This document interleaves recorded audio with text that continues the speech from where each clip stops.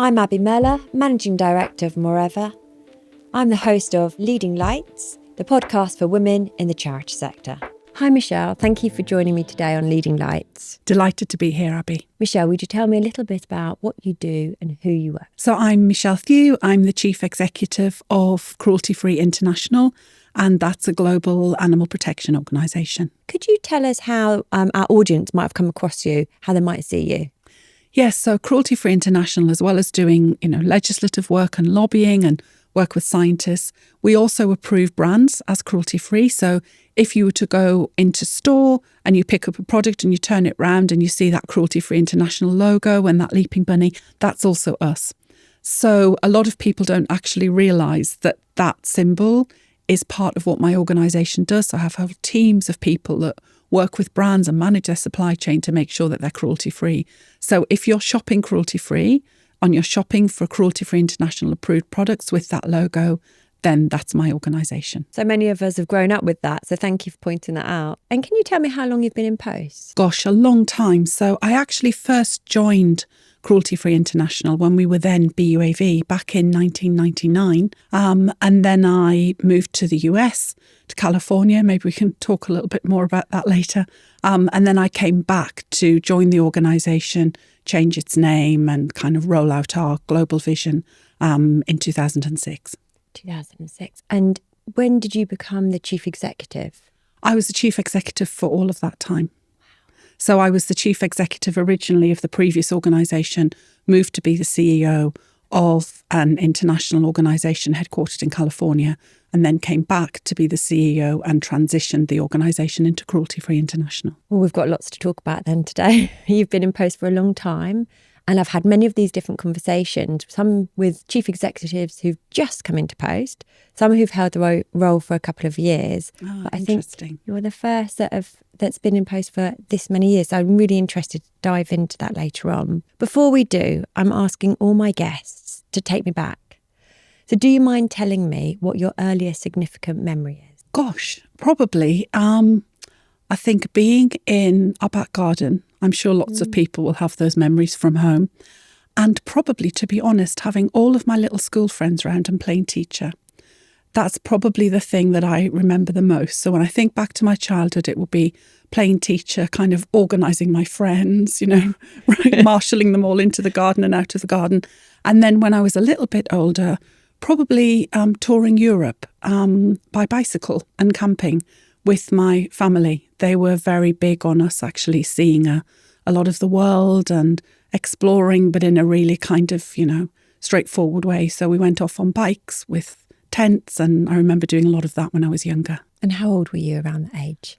Well, I'll have been probably a little bit older when we did the cycling, but I'm talking very early primary school for marshalling everyone into the garden to play teachers. So you've always had that strand of leadership? Probably, sadly. So maybe it started there and then progressed to, I was head girl at school and then became the CEO. So always kind of had that drive, I guess, to, sense how I wanted things to be and to lead. Always sort of probably had that. So always felt comfortable taking charge a little bit?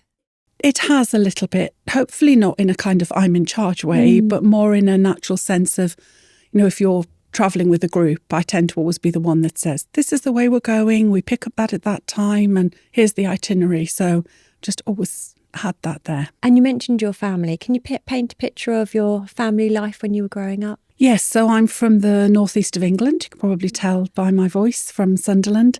Very close family. I'm an only child. So I don't know if there's anything to be drawn from that in terms of the leadership, but I'm an only child. And my family as well, my parents were very driven and very socially conscious.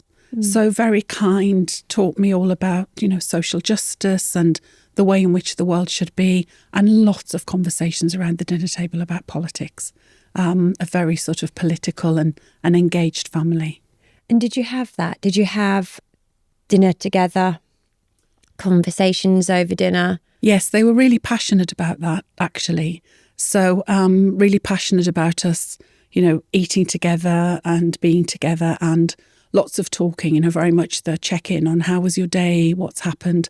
And I've tried to continue that now with my own family. But yes, they were very engaged in the world and very conscious and very kind of commenting on everything that came on TV. If something came up that wasn't just or they weren't happy with, there'd be a lot of that kind of commenting. So I think that probably naturally drew me into a career that's about, changing the world and social justice and wanting things to be different. And again, we're going to talk about it later, but communication, advocacy, they're big parts of your role today, aren't they? They are, yes. So communicating a vision and taking people with you on that journey, that's what we're for. Absolutely. But before we get into the present day, who do you think those influences were, aside from your parents, that led you to where you are today? Yes, I think it does start with my family. I actually went vegetarian very young. And I remember probably my mum would have a leaflet maybe about the seal hunt or something that kind of gave me that awareness when I was younger. And as I say, they were campaigners. They believed in social justice. So that's probably what set me on that path. And then I just had that sense that I wanted to change things. I wanted the world to be a better place. And obviously, as you get older, you read more about social justice and you get more involved politically. I was very active politically when I was at university. But I think those initial kind of seeds of inspiration probably came from my parents and their belief in how the world should be and how everyone, including non-human animals, should be treated. And I spent the first decade of my career not working in animal protection, so working in another field. And then, of course, you were the only person at the event that would say, please, is there anything that I can eat? Or, so I was much more used to that. And then, of course, when I joined the animal protection community, for the very first time professionally, I found that my personal values aligned with what I did at work. And that's a remarkable and very special feeling.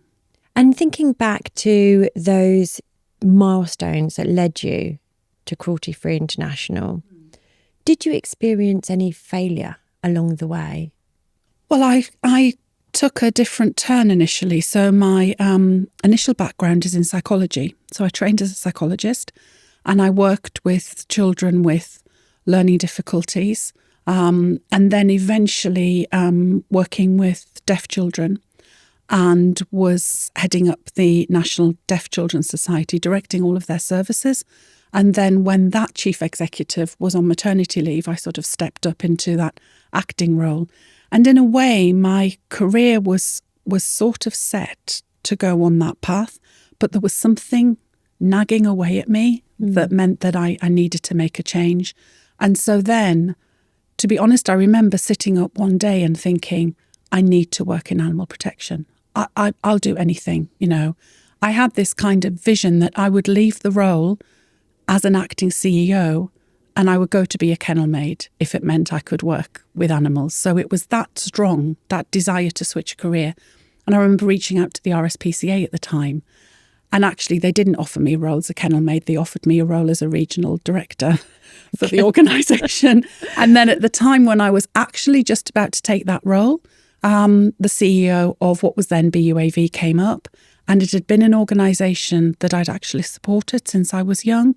And I thought it was a tussle, but I thought, no, this is the right direction. And so that was what I went for at the time. So it was a bit of a bold move to think about completely changing career in the sector. And I remember at the time, actually, a lot of people around me said, what are you doing? This is not a sensible move. I'd spent some time actually running services in a local education authority. And I remember them saying to me there, you could be a director of education, just stay on this path. What are you doing? But when you know, you know. So I decided to make the switch. And I think I was very fortunate in that exactly the right kind of role came up at the level that I wanted at the time. And has the role been as expected? Has it been everything you'd hoped for? You're working in the sector you love, the subject matter you love, doing the job that you'd hoped that you loved. Is it as expected? No. So I sort of thought I guess I had a kind of Disney image of what it would be like, that I'm moving into animal protection. Everything will just be amazing and everything will be smooth and everything will be wonderful.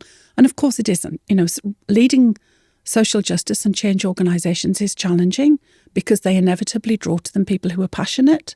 And that's great, but that can also be challenging. You never make as much progress as you hope you're going to make. You know, you're pushing against a lot of vested interests. So change comes much more slowly than I think I envisaged, which is probably to your point of why I've been doing this for so long, because I'm absolutely determined to see the change that I envisaged when I originally took the role. And, you know, it's not straightforward and it's not easy, and it takes real determination and kind of staying power to see the change that you want in the world. It does come, but it probably hasn't come as quickly or as easily as I would have thought. How do you have that staying power? I believe in what I'm doing, and I think that's really important. You know, in the voluntary sector has become increasingly professionalised, and that's a great thing. You know, we're bringing people in now. It's not just about passion, it's also about skills. So we need people that have got skills in a whole variety of different areas. And you also need the passion. But I find without the passion for the cause, you won't sustain, no matter how great a career it can be. You need to have that additional element. That's what certainly still burns within me, and it's what still makes me get out of bed in the morning, because I have not achieved what I wanted to achieve for animals yet, and I will keep going until I do. So I think it's probably yes, of course, we all have that professional pride, but that's combined with that personal drive. And when you have that, you'll go above and beyond. And when does that drive waver? When I don't think I'm making enough progress. Because look at an example. I'm trying to end the testing of cosmetics and beauty products on animals. Really, this should be over, Abby. Yeah. Why are we still campaigning on this issue? And, you know, it took over 20 years to get some progress in Europe. And now I'm still having to fight some of the same battles. Now, there are steps forward. You know, great brands are coming on board. We're taking our issue all the way to the United Nations. I can feel the progress. But actually, I do have some days when I think, this again? Really? Do I have to talk about the same thing again? But then I have to remember why I'm there.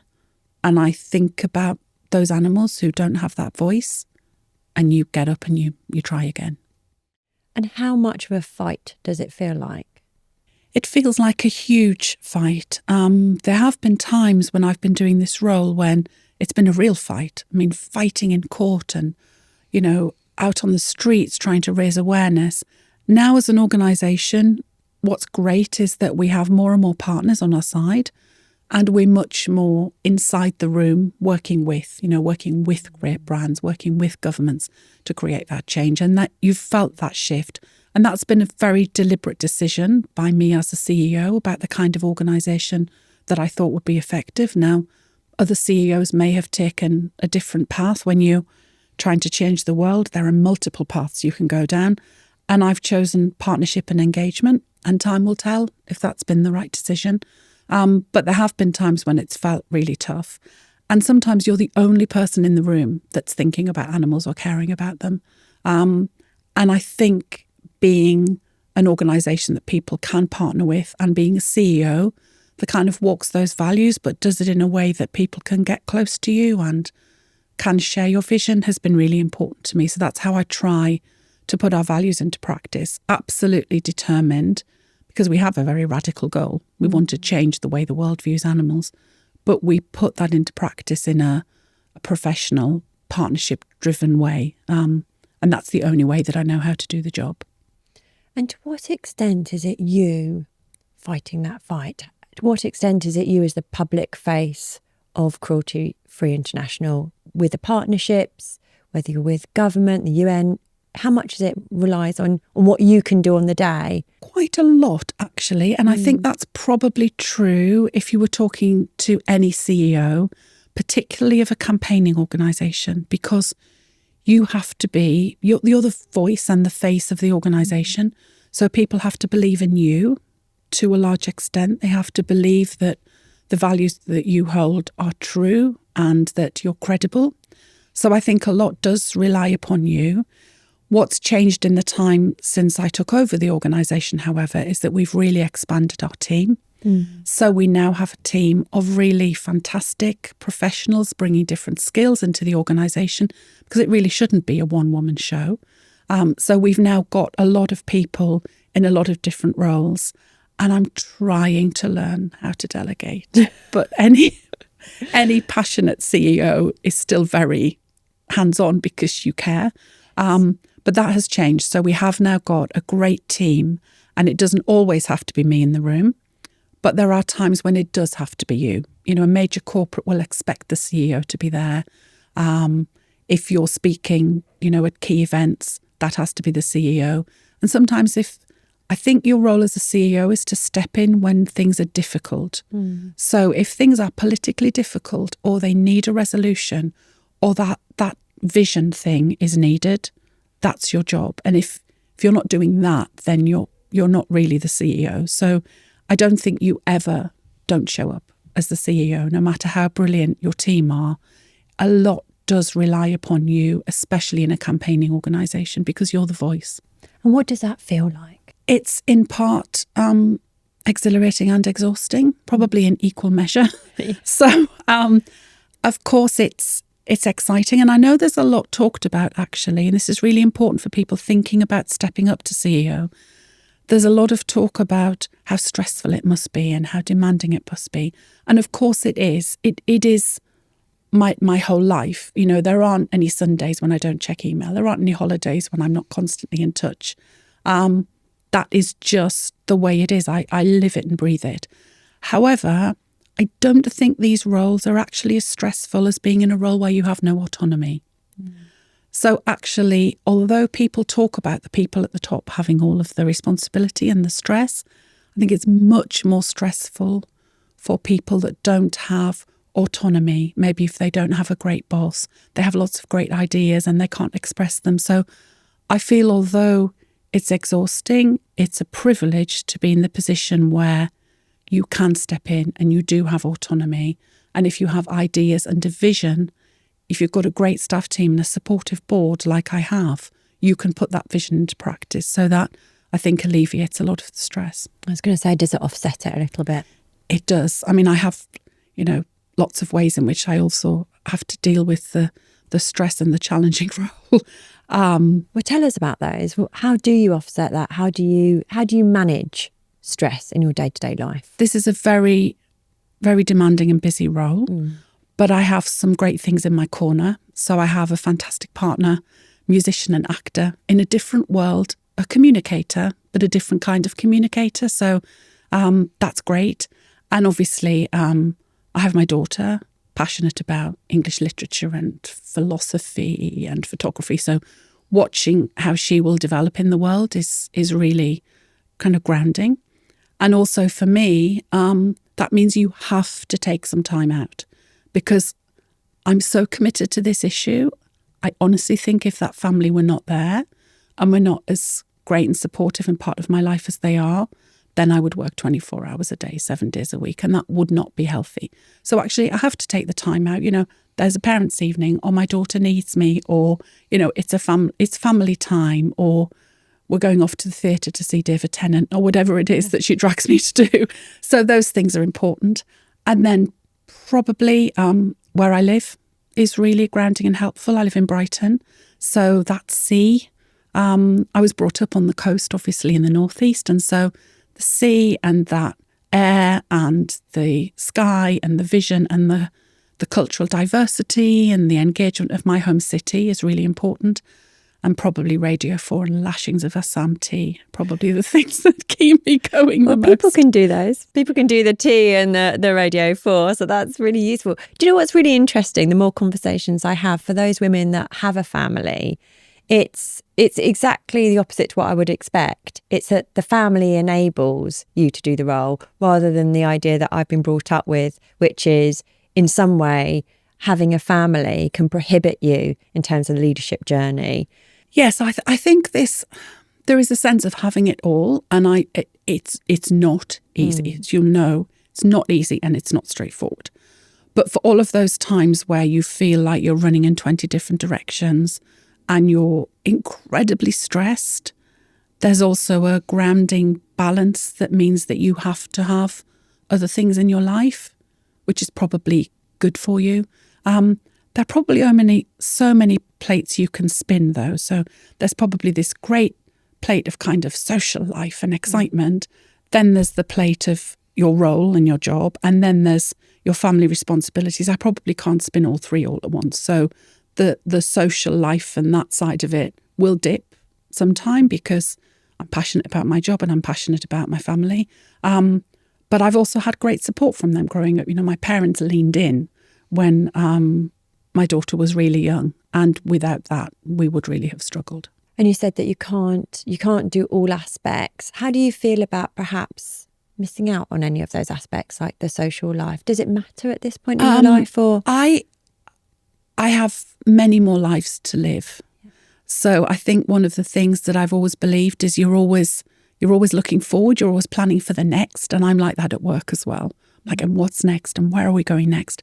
And I think in my life, your life goes in cycles and phases, doesn't it? We talk about chapters in our household, the different chapters that we're moving through, and just trying to enjoy them one chapter at a time, because it's when you have a family, when you have children, you notice the passage of time so much more, don't you? They define those chapters to a certain extent. And I guess I just am one of those people, and I think most CEOs are, who just take on the challenges and you manage your way through them. And I started a master's. I'm finishing a master's in sustainable development. Ridiculous idea to take that on top of everything else. But you kind of find the space, don't you? If it's things that you believe in and care about, you make it work. That's another theme I'm discovering with our chief executives, the amount they take on and that constant need to keep learning. So you're not alone in doing a master's as a chief exec. Tell me though, let's go back to the leadership question. What kind of leader did you want to be? I always wanted to be someone who stepped in when needed. It goes back to our earlier conversation. And hopefully a chief exec that can inspire my team and the people around me to make change, because I am in the business of communicating change. So you need to be able to inspire people to make that change. But also a CEO who listens. You know, you have a gut instinct, don't you, as a CEO, about the direction that things will go and about decisions. But also, you know, listening to the team, and I try to bring everyone on the journey with me. So consultative and engaging, yes, but still being that kind of bellwether for the team. So if things are tough, or if they need a bit of inspiration or a bit of vision about where we're going, being able to provide that for them. And how do you stay accountable? So that's the kind of leader you'd love to be. How do you know if you're pulling that off? Well, I've got a board, obviously, who've been with me for a long time, and they still ask challenging questions. And also, actually, as the organisation has grown, when organisations grow into, you know, getting to be bigger, then you've got more people across your team. So I've now got a strong senior management team all with their own opinions and views. And actually, that's really healthy, because it can't always just be you as the CEO. So they keep me accountable. I have a fantastic female best friend who will keep me very accountable.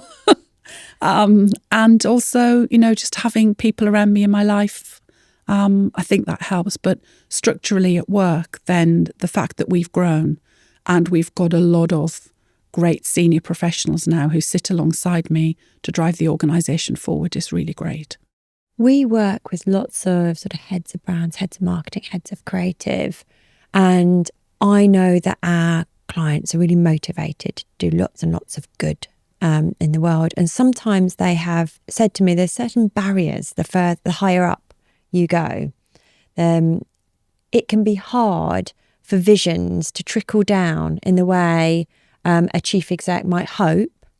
And somehow there can be a kind of missing piece somewhere in the middle. How do you ensure that your vision stays alive, and that you would know if there were any concerns in those sort of job titles that I've discussed in terms of whether we're still living and breathing the same objectives and we're still working and, all pulling in the same direction?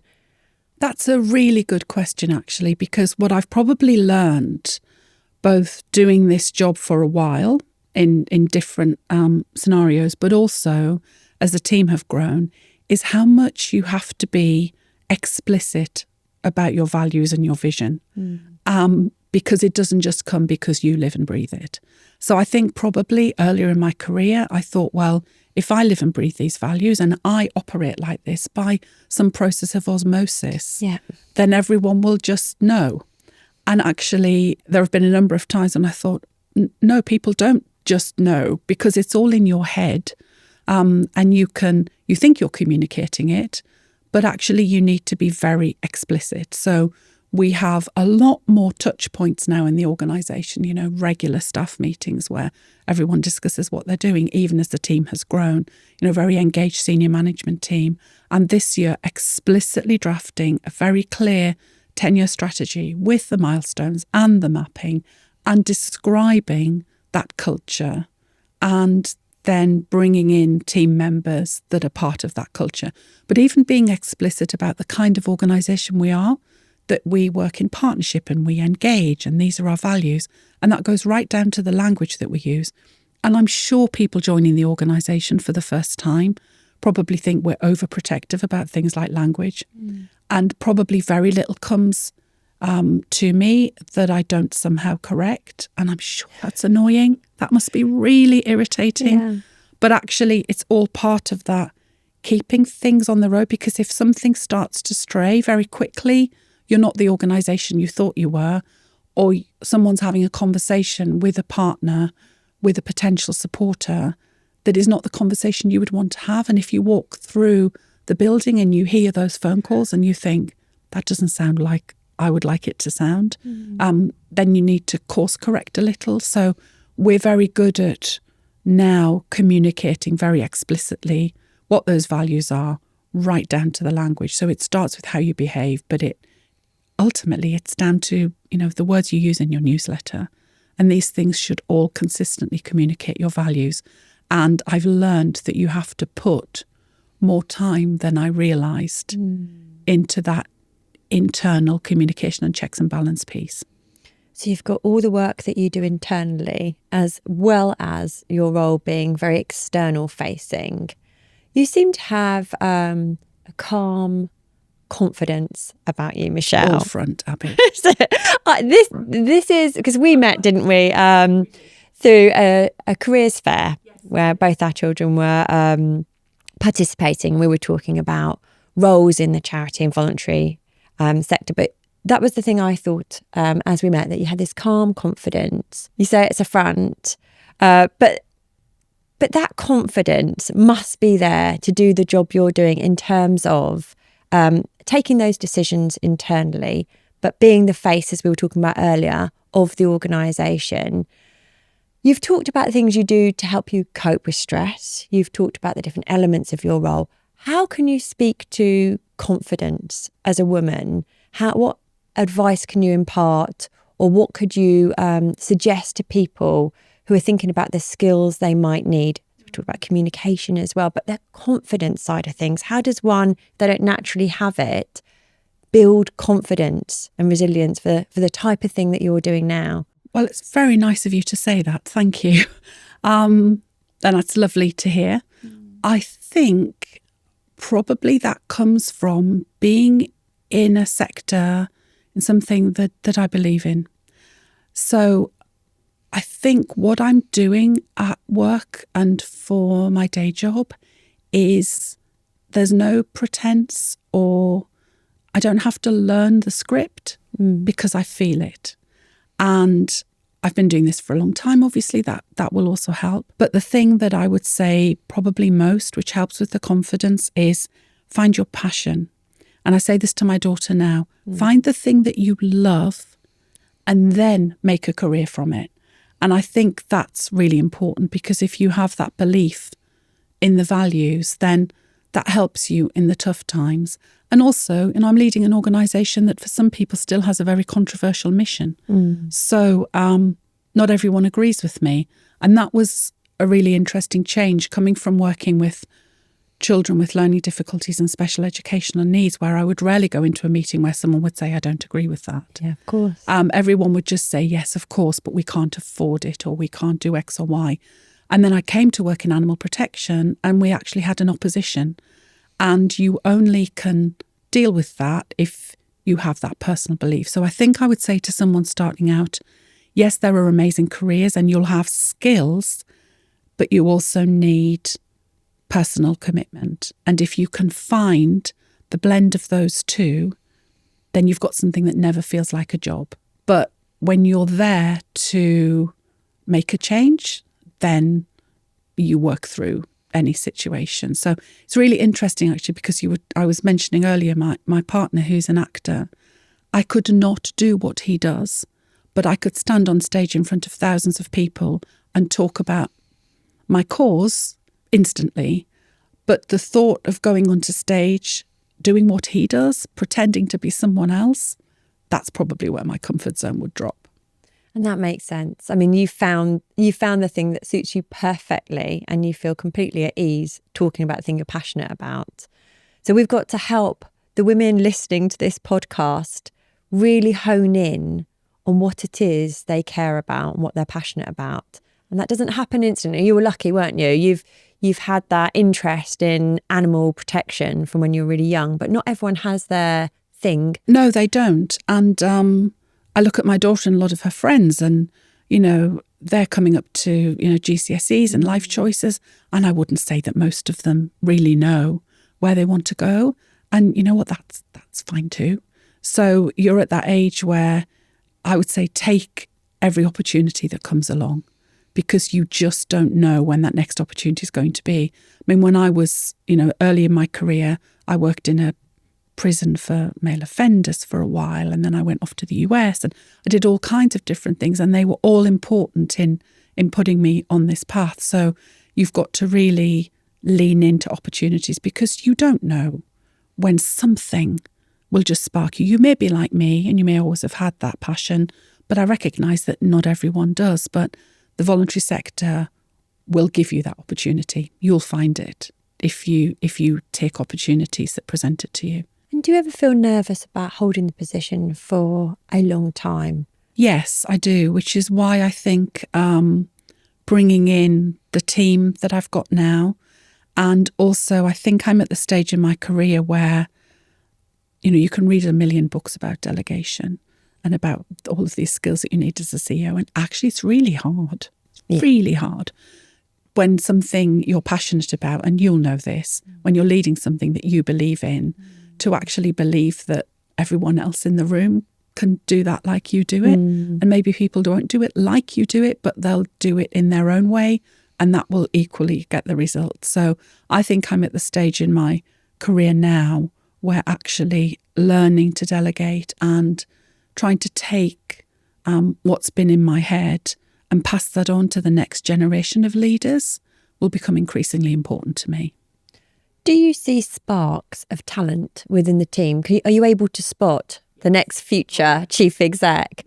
What things do you see? What skills or traits do those people have? I think you can spot people who care. You can spot people who go the extra mile. You can spot people who bring that excitement, because if we cannot be excited about the change we want to see, we cannot possibly expect our donors or corporates to be excited about creating that change. So people that bring that every day and who, want to go the extra mile because they care, but you can spot that. You can spot the people that lean in and stand up to be counted very easily. But yeah, it's people that bring the energy, isn't it? Energy is so important. Energy makes things happen, doesn't it? And it's funny, not everyone has that. Not everyone feels that way about work. For some people, work is work. It's a 9 to 5. But as you say, in our world, in the charity or voluntary sector and change maker organisations, I think you do need that little something extra. You've got to get invested in the work you do even as an agency. All my team work for us as an agency because they love the purposeful work that we're doing. And also I feel this very consciously, we are in the voluntary sector. It's a unique position because you are dependent upon other people for their support. We're dependent on our donors. A lot of our donors will send us £10 and that sustains us. We're dependent upon corporates wanting to make that switch to go cruelty-free, governments who want to change. I'm trying to persuade the United Nations to pass a resolution. Why would any of those people lend us their support if we can't communicate the energy? So it has got to come from you. So that spark, that energy. And I think if you have that, there's a place for you in the voluntary sector. You may not know which part of it. You may not know, am I going to bring my social media skills? And, we've got people who are chemists and lawyers and a whole range of different skills. But you need to bring that energy, because if we can't, then we have no right asking other people to support us. And I know you've got that energy because, as I said, we were sat at a careers fair. So not only have you got to do all those things that you just spoke about, You're too nice. but it's true. You've got all these big things to do. And then you gave up a morning where you're sat at a careers fair talking to young girls about the sector and about the voluntary sector and what the different roles they might have. Why do you do that? I do that because I don't think that necessarily the voluntary sector is something you even think of when you're at school. So, a lot of careers talks are about dentistry and law and being a doctor. And, that's great and wonderful careers, but they're not everything. And so actually I thought, well, there may be a young girl out there that thinks I care about something, but is that a career, really? And actually being able to say to them, yes, the voluntary sector is for you and it's amazing and it's interesting. And I think people sometimes still think, oh, that means you're a volunteer. I still come across that, people thinking you're in the voluntary sector means you're a volunteer. So being able to communicate to the next generation, these are amazing, exciting, fantastic careers. Bring your best people is really important to me. And how did your daughter feel about you being there? Oh, she's 15. So I think she's probably inside had the pride, but was a little bit, oh, crumbs, Mum. Will all my friends be there? What will you be saying? So yeah, I think she's proud of what I do. She's excited about it, but she probably had a little element of, why do you have to come into school, really? But you know why you've got to do it. Yeah, but that's a normal, healthy scepticism of a teenager. Yeah, we want that. Yeah. We need that. We need that. And Michelle, before we talk about, I want to look to the future a little bit and what we think is going to happen with the sector. But before we do so, I just want to know, are you happy? Gosh, it's a deep question. Yes, I'm not content though. So I'm happy on a day-to-day basis because I'm very lucky with, the family and the friends and everything I've talked about, and that I've found a role that I care about so much. I'm not content about the pace of change, so I'm restless. So are you fully happy if you're still striving? So no, I want more change. And so probably there's a little bit of me that still it eats away that we haven't made the change that we want to see. So I may on the surface be very happy, but I'm not content. And people caring about animal protection, are people caring more or less? What do you see? I think more, and I think that's come with a general movement towards sustainability. People are much more conscious now, aren't they, about sustainable consumption. So we've seen in the last few years, it's been really gratifying actually, after years of sort of letter writing and knocking on doors, to see more and more major brands stepping forward to be cruelty-free. And opinion poll after opinion poll shows that this is what people care about. So my job is to take that belief and that desire for change and make sure that that gets turned into action by governments and by brands, etc. But yeah, you can feel that trajectory. People are much more conscious about what they do and how they show up, and they expect to have that trust rewarded. And how do you think the next few years look for the sector? I think they're really challenging, actually. So there are straightforward challenges that people would probably bring to mind about resourcing. You know, actually, cost of living crisis has an impact on everyone in terms of fundraising income. And whether you're passionate about an issue, which a lot of our supporters are, they still have lives and families and other commitments. So fundraising income is really tough. And I'm sure that's the case for everyone else in the sector. But also, I think we've got to grapple with how we communicate in an increasingly complicated world. So getting your message through is really challenging now when there are so many messages and, the advent of everything from social media. How are we going to grapple with AI? How are we going to increasingly become sophisticated as a sector when we don't really have the resource that would take, and we're competing against lots of different voices? So I think, yes, there are straightforward challenges about resourcing, but there are also a lot of challenges about making sure that we can continue to communicate our message as a sector, and take people with us on that journey. And this is a really complicated world. We have a closing tradition, Michelle, which is where we ask our chief execs to give us a tip. So we also have a book, which we can ask you to write it in, but to give a tip to somebody who is working at an organisation they love and one day dreams of being the chief exec. What would your one tip be? I think it's two, but in one sentence. So I don't think anyone's distilled it down to one. I think it's too hard of a question. It is, two actually. Is fine. Okay. So I would say find your passion and take every opportunity, because you need to, especially early in your career, really lean in to any opportunity that's presented to you, and then find the thing that you love and find opportunities to excel in that. Because if you find the thing that you love, you won't be going to work every day. You'll just be doing something that you love. What about those people that are having multiple experiences of hitting barriers, feeling a bit down on their luck? The sector's tough at the moment. I'm having conversations around overwhelm, burnout, people who want to do but are struggling to be able to. For somebody that's continually in a cycle of not quite getting there, what practical help can we give them? You will get there, because the one thing that I've learned, having done this for so long, is that the thing that you really need is that staying power and that determination. But also, you're not going to change everything overnight. It's very easy when you're in the voluntary sector to get burned out, because you have to learn that skill of saying, that's as much as I can do, actually, for today. That is really as much as I can do. And there are still other things you want to change in the world, but this is the bit that I did. Mm-hmm. And lots of people aren't trying to change anything. So you're doing a lot more than most people. So managing your kind of expectations, but keeping going, because if you're passionate about this sector and you bring that skill, there will be a place for you.